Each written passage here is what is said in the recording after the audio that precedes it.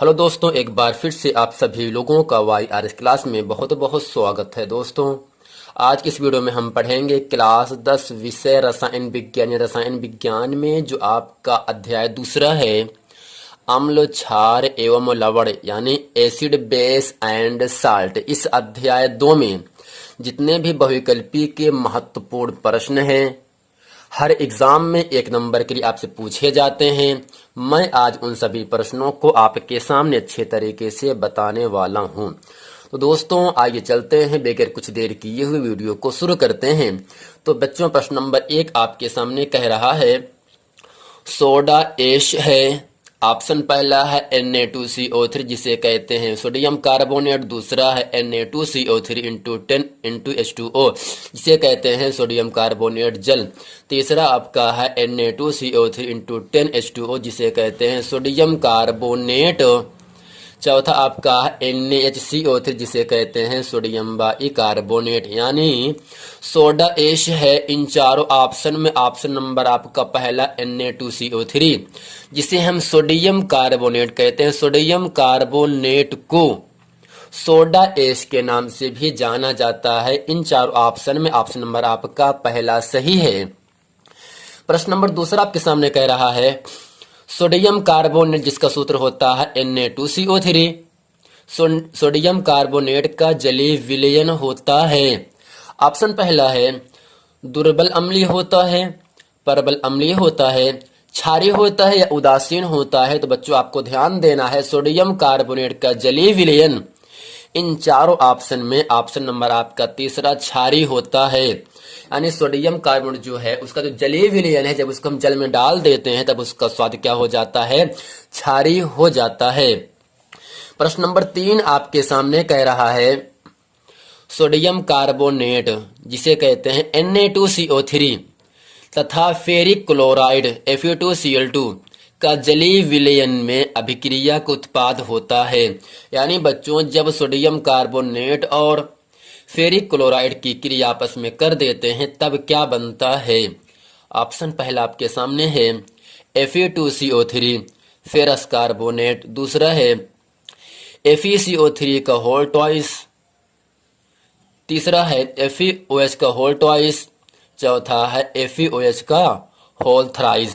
3 है थ्राइस कहेंगे, 2 है ट्वाइस कहते हैं। यानी जब सोडियम कार्बोनेट की क्रिया हम फेरिक क्लोराइड से करते हैं तो क्या बनता है? इन चारों ऑप्शन में ऑप्शन नंबर आपका चौथा FeOH का होल थ्राइस बनता है, फेरस हाइड्रोक्साइड बनता है, जो कि ऑप्शन नंबर आपका चौथा सही है। प्रश्न नंबर 4 आपके सामने कह रहा है, सोडियम कार्बोनेट के जलीय विलयन में यानी Na2CO3 उसके साथ साथ उसमें क्या मिला दिया जाए? जल यानी H2O मिला दिया है। H2O मिलाने के साथ साथ ही कार्बन डाइऑक्साइड CO2 मिला देने पर क्या गैस प्रवाहित होती है? कौन सी गैस बाहर निकलती है?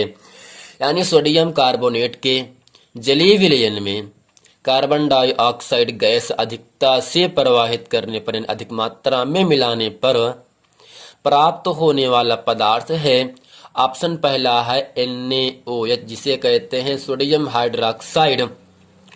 दूसरा है Na2CO3 इंटू 10H2 जिसे कहते हैं सोडियम कार्बोनेट। तीसरा है NaCO3 जिसे कहते हैं सोडियम बाइकार्बोनेट। चौथा है Na2CO3 इंटू H2O। यानी बच्चों, जब सोडियम कार्बोनेट के जलीय विलयन में हम कार्बन डाइऑक्साइड गैस प्रवाहित करते हैं तब सोडियम बाइकार्बोनेट बनता है जिसका सूत्र होता है NaHCO3 और सूत्र होता है NaHCO3। इसका रासायनिक नाम होता है सोडियम बाइकार्बोनेट। प्रश्न नंबर 5 आपके सामने कह रहा है, आग बुझाने वाले यंत्रों में जिसे कहते हैं फायर ब्रिगेड, यानी फायर ब्रिगेड में जिस पदार्थ से आग बुझ जाती है उस पदार्थ का नाम क्या है? यानी आग बुझाने वाले यंत्रों में प्रयुक्त होने वाला पदार्थ है। ऑप्शन पहला है Na2CO3 जिसे कहते हैं सोडियम कार्बोनेट। दूसरा है HCl जिसे कहते हैं हाइड्रोक्लोरिक अम्ल। तीसरा है NaCl जिसे कहते हैं सोडियम क्लोराइड। चौथा है CaCl2 जिसे कहते हैं कैल्शियम क्लोराइड। यानी बच्चों, आग बुझाने वाला जो यंत्र होता है उसमें पदार्थ भरा होता है जिसकी वजह से आग बुझ जाता है। तो इन चारों ऑप्शन में ऑप्शन नंबर आपका पहला सही है। Na2CO3 यानी आग बुझाने वाले यंत्रों में Na2CO3 अर्थात सोडियम कार्बोनेट प्रयुक्त होता है। प्रश्न नंबर 5 उम्मीद करते अच्छे तरीके से आप समझ गए हैं। प्रश्न नंबर 6 आपके सामने कह रहा है पोटाश एलम का रासायनिक सूत्र है जिसे है फिटकिरी के नाम से भी जानते हैं। यानी बच्चों पोटाश एलम को फिटकिरी भी कहते हैं। यानी फिटकिरी का रासायनिक सूत्र क्या होता है? ऑप्शन पहला है Al2SO4 का होल थराइज, दूसरा है K2SO4, तीसरा है K2SO4 Al2SO4 का होल थराइज इंटू 24H2O, चौथा है K2SO4 Al2SO4 का होल थराइज इंटू 6H2O। तो बच्चों पोटाश एलम या फिटकिरी का रासायनिक सूत्र होता है K2SO4 Al2SO4 का होल थराइज इंटू 24H2O, अर्थात इन चारों ऑप्शन में ऑप्शन नंबर आपका तीसरा सही है। प्रश्न नंबर 7 आपके सामने कह रहा है बहते हुए खून को रोकने में प्रभावी पदार्थ है। जब आप शेविंग करवाते हो तो आपके चेहरे से ब्लड निकलता है ना, ब्लड को रोकने के लिए, खून को रोकने के लिए, ठीक, जो हेयर कटिंग होते हैं वो क्या उपयोग करते हैं खून को रोकने के लिए? ऑप्शन पहला है खाने का सोडा, दूसरा ऑप्शन है धामन सोडा, तीसरा है नवसादर, चौथा है फिटकिरी। यानी बच्चों बहते हुए खून को रोकने के लिए जब उस पर हम फिटकिरी लगा देते हैं तब खून का थक्का बहना बंद हो जाता था, थक्का जम जाता है। यानी फिटकिरी के माध्यम से बहते हुए खून को रोका जा सकता है, जो कि इन चारों ऑप्शन में ऑप्शन नंबर आपका चौथा सही है। यानी बहते हुए खून को रोकने में फिटकिरी अपनी अहम भूमिका निभाता है, जो कि ऑप्शन नंबर आपका चौथा सही है। प्रश्न नंबर 8 आपके सामने कह रहा है निम्नलिखित में कौन सा पदार्थ ऊर्ध्वपातन का गुण प्रदर्शित करता है? अब प्रश्न यह बनता है किसे कहते हैं ऊर्ध्वपातन? ऊर्ध्वपातन किसे कहते हैं आपको समझा रहे हैं। कुछ पदार्थ ऐसे होते हैं जिन्हें गर्म करने पर ठोस से द्रव में न बदलकर सीधे गैस अवस्था में बदल जाते हैं, उसे कहते हैं ऊर्ध्वपातन। और इस पूरी प्रक्रिया को कहा जाता है ऊर्ध्वपातज कहा जाता है। यानी कुछ पदार्थ ऐसे होते हैं जिनको हम जब गर्म करते हैं ना, ये द्रव में यानी पानी की अवस्था में ना बदले, सीधे गैस अवस्था में आ जाए। यानी इसे गर्म करने पर सीधे वाष्प अवस्था में यदि आ रहा है तब इसे क्या कहते हैं? ऊर्ध्वपातन कहते हैं। और इस पूरे गुण को हम क्या कहते हैं? ऊर्ध्वपातज कहते हैं। यानी कौन सा पदार्थ ऊर्ध्वपातज का गुण प्रदर्शित करता है? ऑप्शन पहला है NaCl जिसे कहते हैं सोडियम क्लोराइड, दूसरा Na2CO3 जिसे कहते हैं सोडियम कार्बोनेट, तीसरा NH4Cl जिसे कहते हैं अमोनियम क्लोराइड, जिसका नाम है नवसादर के नाम से भी इसे जानते हैं, अमोनियम क्लोराइड को, NH4Cl को। तीसरा आपका है CaOCl2 जिसे कहते हैं कैल्शियम ऑक्सीक्लोराइड, जिसे कहते हैं विरंजक चूर्ण। यानी बच्चों इन चारों ऑप्शन में ऊर्ध्वपातन का गुण कौन सा प्रदर्शित करता है? चारों ऑप्शन में ऑप्शन नंबर आपका तीसरा अर्थात NH4Cl जिसे कहते हैं अमोनियम क्लोराइड, जिसे कहते हैं नवसादर। यानी जब नवसादर को हम गर्म करते हैं तब वह बगैर द्रव अवस्था में बदले सीधे वाष्प अवस्था में आ जाता है। जब द्रव की अवस्था में ना बदले, अवस्था में परिवर्तन हो जाए वाष्प अवस्था में सीधे, तो उसे कहते हैं ऊर्ध्वपातन कहते हैं। प्रश्न नंबर 9 आपके सामने कह रहा है विरंजक चूर्ण पर यानी CaOCl2 पर तनु सल्फ्यूरिक अम्ल यानी HCl अम्ल की अभिक्रिया से कौन सी गैस निकलती? यानी जब कैल्शियम ऑक्सीक्लोराइड पर हम HCl अम्ल प्रवाहित करते हैं या क्रिया कराते हैं तब कौन सी गैस बाहर निकलती है? ऑप्शन पहला है H2 गैस, दूसरा है NH3 गैस जिसे कहते हैं अमोनिया, तीसरा है Cl2 जिसे कहते हैं क्लोराइड गैस, चौथा आपका है CO2 जिसे कहते हैं कार्बन डाइऑक्साइड गैस। बच्चों जब विरंजक चूर्ण पर हम तन सल्फ्यूरिक अम्ल की अभिक्रिया करते हैं तब इन चारों ऑप्शन नंबर आपका तीसरा Cl2 गैस निकलती है। यानी विरंजक चूर्ण पर तन सल्फ्यूरिक अम्ल की क्रिया से क्लोरीन गैस बाहर निकलती है, जो कि ऑप्शन नंबर आपका तीसरा सही है।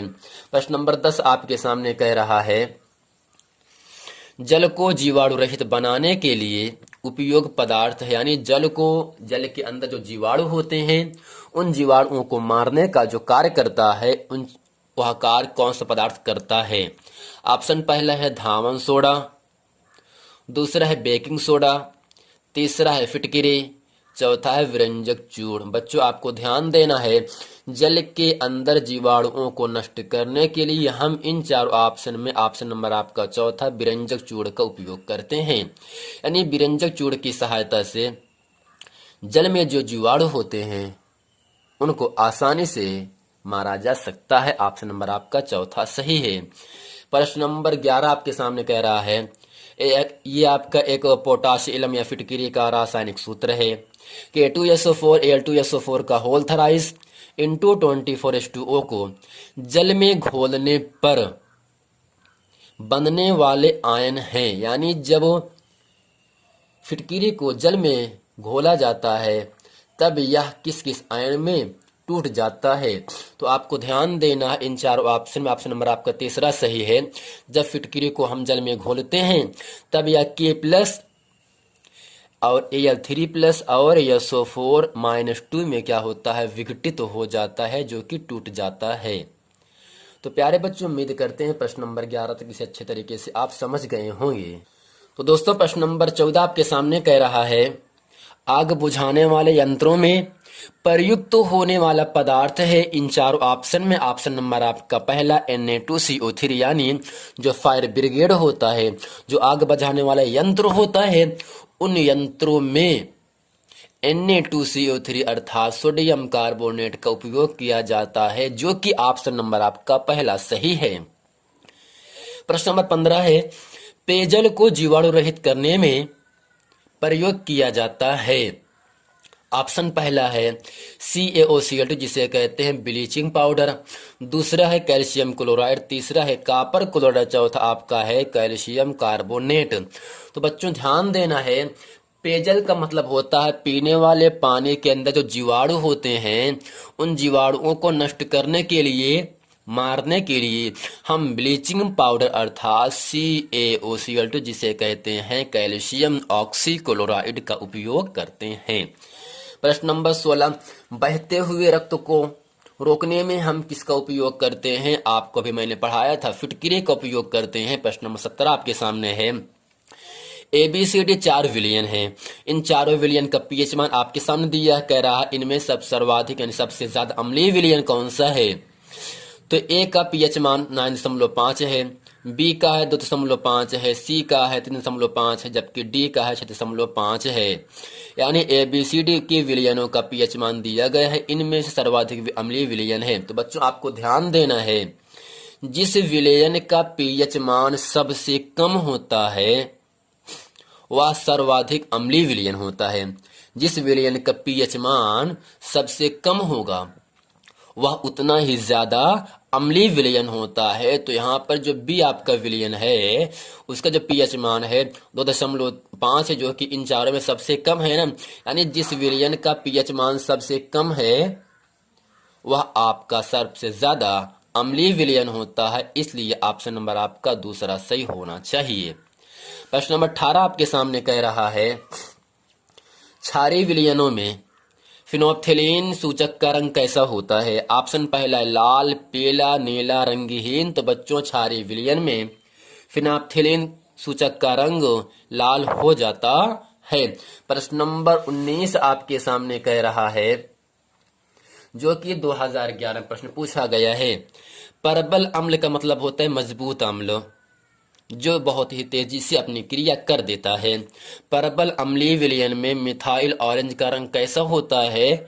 इन चारों ऑप्शन में ऑप्शन नंबर आपका पहला लाल होता है, यानी परबल अम्लीय विलयन में मिथाइल ऑरेंज का रंग कैसा होगा, लाल होता है। प्रश्न नंबर 20, सोडियम कार्बोनेट के जलीय विलयन में कार्बन डाइऑक्साइड अधिक मात्रा में प्रवाहित करने पर क्या प्राप्त होता है, जो कि इन चारों ऑप्शन में ऑप्शन नंबर आपका दूसरा NaCO3 जिसे कहते हैं सोडियम बाइकार्बोनेट। यानी जब सोडियम कार्बोनेट में हम जल और कार्बन डाइऑक्साइड की क्रिया कराते हैं तब आपका NaCO3 जिसे कहते हैं सोडियम बाइकार्बोनेट बनता है, जो कि ऑप्शन नंबर आपका दूसरा सही है।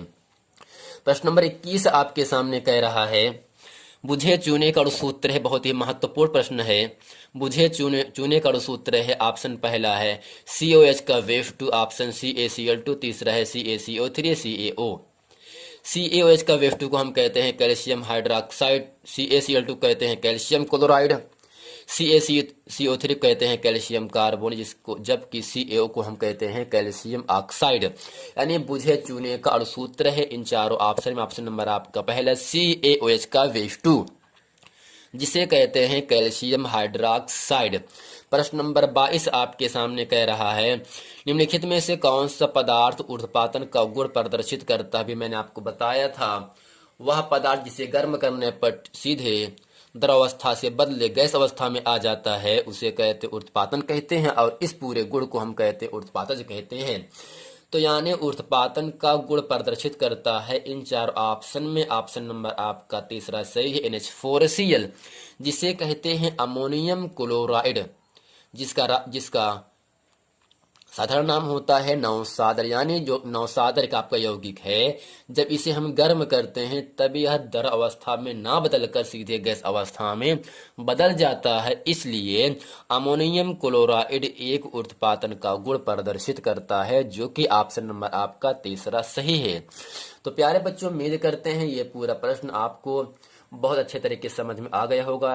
यदि आपने अभी तक हमारे चैनल YRS क्लास को सब्सक्राइब नहीं किए हैं तो आपसे निवेदन है कि आप इस चैनल को सब्सक्राइब कर लें, ताकि इसी तरह के जो एग्जाम के दृष्टि से आने वाले महत्वपूर्ण प्रश्न है, वीडियो हैं, वह आप लोगों तक आसानी से पहुंच जाए। मिलते हैं नेक्स्ट वीडियो में, तब तक के लिए थैंक यू।